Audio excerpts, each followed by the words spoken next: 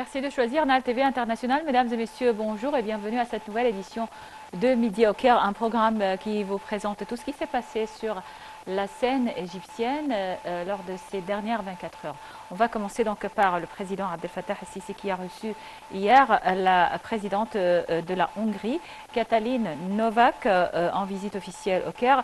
La cérémonie officielle d'accueil en l'honneur de la présidente hongroise a été solennellement organisée au palais présidentiel d'Al-Ittihadiyya.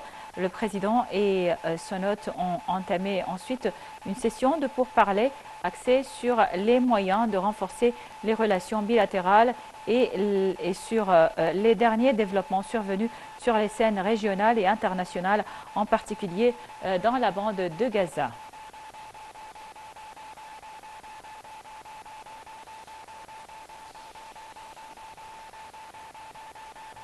Le ministre des Affaires étrangères, Sameh Shoukry, se dirige aujourd'hui à New York, vers New York, où il doit participer avec des membres du comité ministériel arabo-islamique à une séance d'information organisée par le Conseil de sécurité consacré à l'examen de la situation au Proche-Orient. Il est prévu de discuter lors de cette séance de la position arabe et islamique qui appelle surtout à arrêter la recrudescence israélienne, à instaurer un cessez-le-feu total et à mettre un terme aux violations israéliennes.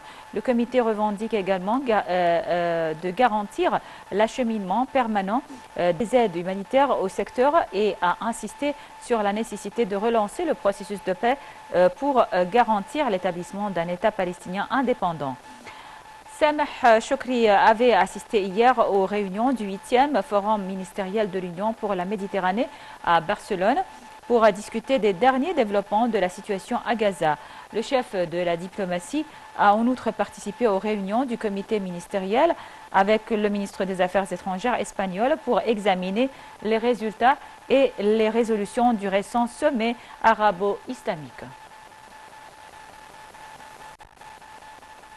Le chef de la diplomatie Sameh Shoukry a assisté donc à Barcelone aux travaux de la 8e édition du Forum ministériel de l'Union de la Méditerranée, un forum axé sur les derniers développements de la situation dans la bande de Gaza, et l'édition 2023 de ce forum est dédiée à la situation humanitaire détériorée dans la bande de Gaza. Les détails dans ce compte rendu signé Marwa Arafa et Shahinaz Ismail.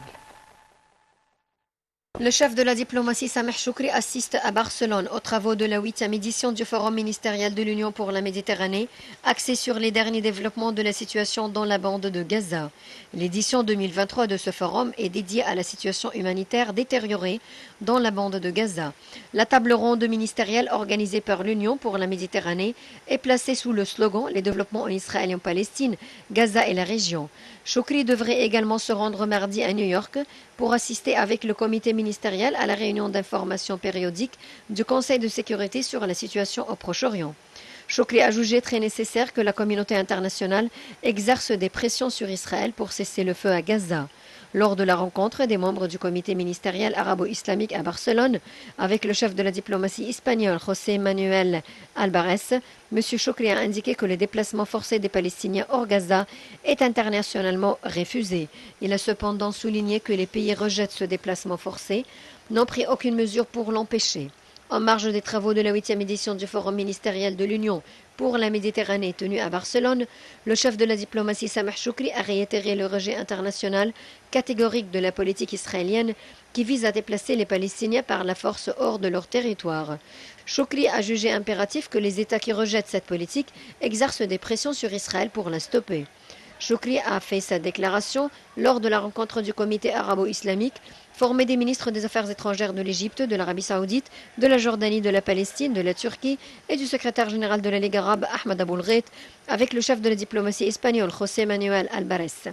Shoukry a remercié lors de cet entretien la position espagnole soutenant la cause palestinienne et son engagement aux principes internationaux.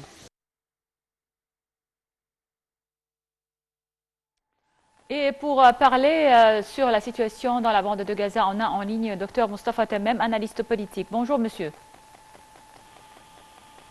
Allô, bonjour. Allô. Docteur Mustafa Tamem, est-ce que vous m'entendez? Allô? Donc, on va essayer de contacter Dr Mustafa Tamem juste après ce commentaire. Et cette fois, on parle toujours de la bande de Gaza. 11 otages israéliens retenus dans la bande de Gaza et 33 prisonniers palestiniens ont été libérés au cours de la nuit d'hier dans le cadre d'une trêve dans les combats entre les forces de l'occupation et le Hamas, une trêve qui doit être prolongée ou qui a été prolongée de 48 heures. Les détails donc dans ce commentaire. Les libérations d'otages annoncées par l'armée israélienne après l'annonce par le mouvement de résistance Hamas et le Qatar d'une extension de 48 heures de la trêve portent à 69 le nombre d'otages relâchés depuis vendredi, dont 50 Israéliens dans le cadre de l'accord entre Israël et le Hamas. Peu après, les forces de l'occupation ont annoncé la libération de 33 Palestiniens pour porter à 150 le nombre des détenus libérés dans le cadre de cet accord de trêve qui doit normalement être reconduit. À Baïtounia, en Cisjordanie occupée, où des prisonniers libérés sont arrivés dans un autocar blanc, les forces de l'occupation ont brutalement essayé de disperser les Palestiniens qui voulaient célébrer la libération des prisonniers, tuant un jeune Palestinien dont l'identité n'a pas été confirmée. Les forces de l'occupation n'avaient pas confirmé tôt mardi l'extension de la trêve jusqu'à 5 heures GMT jeudi matin, mais le bureau du Premier ministre Benjamin Netanyahou a approuvé l'inclusion de 50 prisonnières à la liste des Palestiniens susceptibles d'être libérés dans le cadre d'une prolongation de la trêve. En vertu de l'accord de trêve, conclu sous l'égide du Qatar, de l'Égypte et des États-Unis, 20 autres otages doivent être libérés au total mardi et mercredi en échange de prisonniers palestiniens. La Maison-Blanche a salué la prolongation de la trêve et a dit souhaiter qu'elle soit reconduite au-delà de jeudi. Il s'agit de lueurs d'espoir au milieu des ténèbres de la guerre, a commenté de son côté le secrétaire général de l'ONU, Antonio Guterres. Pour sa part, le secrétaire d'État américain, Anthony Blinken, se rendra une nouvelle fois en Israël et en Cisjordanie occupée d'ici à la fin de semaine pour rencontrer respectivement le Premier ministre Benjamin Netanyahou et le président Mahmoud Abbas.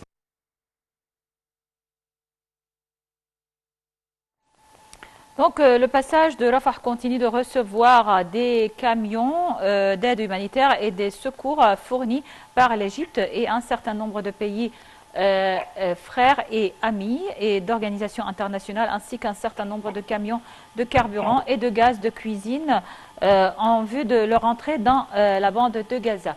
Pour parler donc de ce sujet, de la situation dans la bande de Gaza, on a en ligne Dr Mustafa Tamem qui est analyste politique. Bonjour monsieur. Allô, bonjour.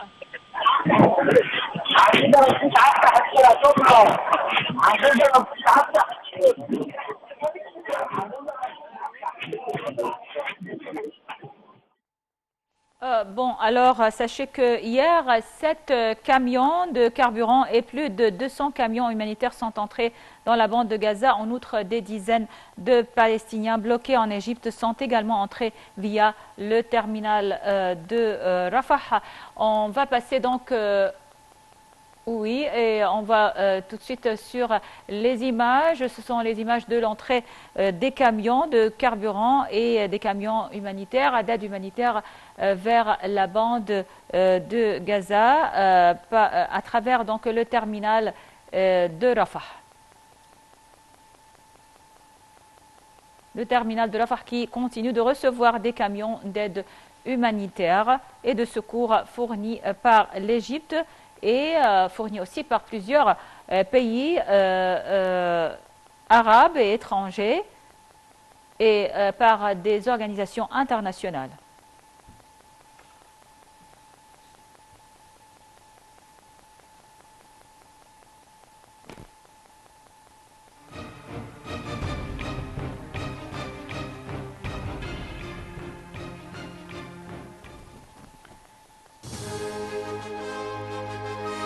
Go vote.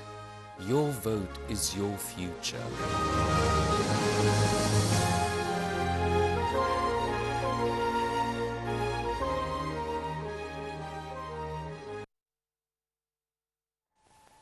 Et on va passer au dossier de la présidentielle égyptienne.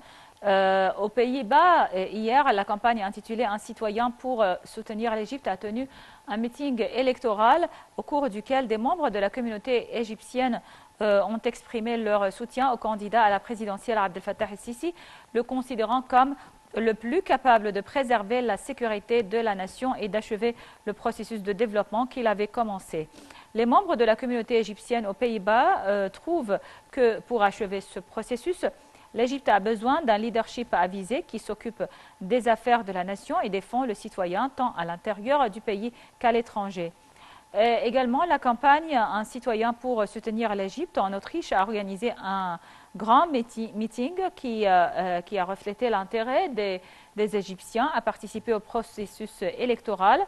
Les participants ont déclaré leur soutien absolu au candidat présidentiel Abdel Fattah el-Sisi, passant en revue ses nombreuses réalisations et son souci pour les Égyptiens à l'étranger. Et le candidat à la présidentielle, Hazem Omar, a tenu hier une réunion avec les membres du secrétariat central des femmes du Parti républicain du peuple au siège central de la campagne électorale au Nouveau-Caire. La réunion a discuté du plan de préparation de la phase finale des prochaines élections présidentielles ainsi que de la présentation et de la discussion du programme électoral du candidat à la présidentielle et a souligné les points les plus importants inclus dans le programme qui intéresse la rue égyptienne. On passe à la campagne du candidat à la présidentielle Farid Zahran qui organise ce soir donc un meeting électoral dans le gouvernorat d'Al-Gharbiya dans le cadre d'une série de meetings tenus par la campagne dans différents gouvernorats de la République pour revoir le programme électoral du candidat. M. Zahran devrait s'exprimer lors du meeting sur les multiples axes inclus dans son programme électoral, notamment dans les domaines politiques, économiques et sociaux.